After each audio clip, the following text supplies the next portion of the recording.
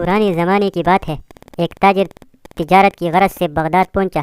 پچھلے وقتوں میں تجارت کا یہ قانون تھا کہ تاجر جس ملک میں تجارت کرنے جاتا سب سے پہلے وہاں کے بادشاہ سے ملاقات کرتا تھا، اپنا سارا سامان تجارت دکھاتا اور اس کی خوبیوں اور انفرادیت سے آگاہ کرتا تھا۔ چنانچہ اس تاجر کو بھی بغداد پہنچنے کے بعد بادشاہ کے دربار میں پیش کر دیا گیا۔ تاجر نے بادشاہ کی حضور تحائف پیش کیے، پھر مال تجارت نکالا اور ایک ایک چیز کی خوبی بیان کرتے ہوئے دکھانے لگا۔ حضور، یہ پانی سے چلنے والی گھڑی ہے جو میں نے یونان سے خریدی ہے، یہ قالین ہے جو میں نے ایران سے خریدا ہے اور یہ خالص ریشم کے تار سے بنا ہے، یہ قلم ملاحظہ فرمائیے جو میں نے جاپان سے بہت مہنگے داموں خریدا ہے۔ تاجر نے ایک ایک مال کی اہمیت بیان کی۔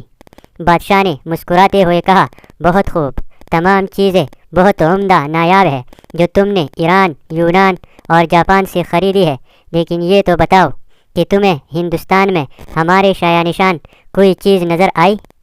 تاجر نے بادشاہ کو متاثر کرنے کے لیے کہا، یوں تو بادشاہ سلامت، آپ کے شایع نشان بہت چیزیں تھیں، لیکن جو چیز مجھے پسند آئی اس کو حاصل کرنے کے لیے مجھے کچھ عرصہ وہاں قیام کرنا پڑتا، جب میرے پاس صرف 2 دن کا وقت تھا۔ بادشاہ نے پوچھا، اچھا وہ کیا چیز تھی؟ تاجر بولا، جناب وہ ایک موتی ہے اور اس کی خاص بات یہ ہے کہ وہ دوسروں کو بانٹنے سے بڑھتا ہے، اس کو کوئی چرا بھی نہیں سکتا، اور اس موتی سے بہت سارے زیور بھی بنا کر پہنے جا سکتے ہیں۔ بادشاہ بہت متاثر ہوا اور کہنے لگا، میں اسے حاصل کرنا چاہتا ہوں۔ اس نے فوراً اپنے ایک خاص وزیر کو مع سامان و سواری اس ہدایت کے ساتھ رخصت کیا کہ اب وہ موتی لے کر ہی لوٹے۔ وزیر اپنے مقصد کے لیے نکل پڑا۔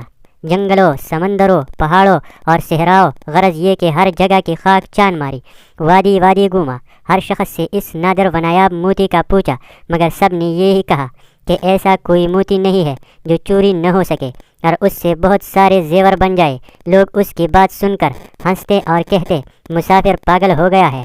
یوں ہی مہینوں بیت گئے، نا امیدیں کے سائے گہرے ہونے لگے، لیکن بادشاہ کے سامنے ناکام لوٹنے کا خوف اس کو چین نہیں لینے دے رہا تھا۔ وزیر نے ہر ممکن کوشش کر لی کہ ایسا موتی مل جائے، لیکن یہ نہ ملا، سو اس نے واپسی کا ارادہ کر لیا۔ وزیر اپنی ناکامی پر زار و قطار روتا ہوا جنگل سے گزر رہا تھا۔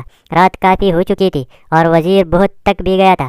ایک درخت کے پاس آرام کے ارادے سے لیٹا ہی تھا کہ اس لمحے ایک روشنی اپنے جانب بڑھتی ہوئی نظر آئی۔ پہلے تو وزیر ڈر گیا، مگر پھر ایک آواز نے اس کو حوصلہ دیا، ارے نوجوان، ڈرو مت، میں اچھی پری ہوں، بتا تیرے ساتھ کیا مسئلہ ہے؟ تو مدتوں کا تکا ہوا مسافر معلوم ہوتا ہے، بتا میں تیری کیا مدد کروں؟ وزیر نے اپنی داستان کہہ سنائی کہ اسے جس موتی کی تلاش تھی وہ کہیں نہیں ملا۔ اب اچھی پری وزیر کے سامنے آ چکی تھی اور وہ وزیر کی بات سن کر بے ساختہ ہنسنے لگی۔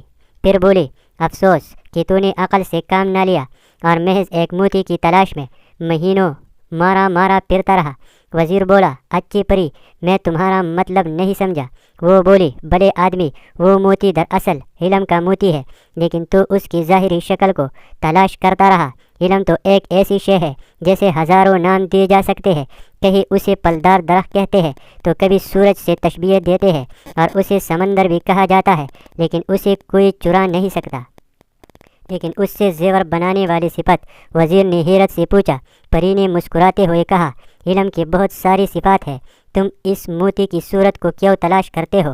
یاد رکھو، ہر شے کے تاثیر کا تعلق اس کے نام سے نہیں بلکہ اس کے اندرونی خوبیوں سے ہوتا ہے۔ اسی طرح علم بھی ایک نایاب موتی ہے کہ جس سے یہ حاصل ہو جائے وہ اس سے ایسے ہی سج جاتا ہے جیسے انسان زیور پہن کر سجتا ہے، اور اسے کوئی چرا نہیں سکتا، بلکہ یہ تو بانٹنے سے بڑھتا ہے، گھٹتا نہیں ہے۔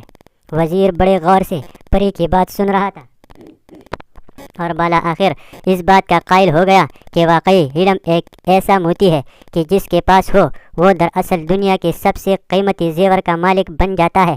وزیر نے پری کا شکریہ ادا کیا، جس کے بعد اچھی پری وہاں سے غائب ہو گئی۔ اب وزیر بہت خوش تھا اور اپنی کامیابی کی گیت گاتا ہوا اپنے ملک روانہ ہو گیا۔ وہاں پہنچ کر اس نے بادشاہ کو علم کی موتی کے بارے میں بتایا اور سمجھایا تو بادشاہ بھی پری کی بات کا قائل ہو گیا کہ صرف علم ہی وہ موتی ہے جسے کوئی چرا نہیں سکتا۔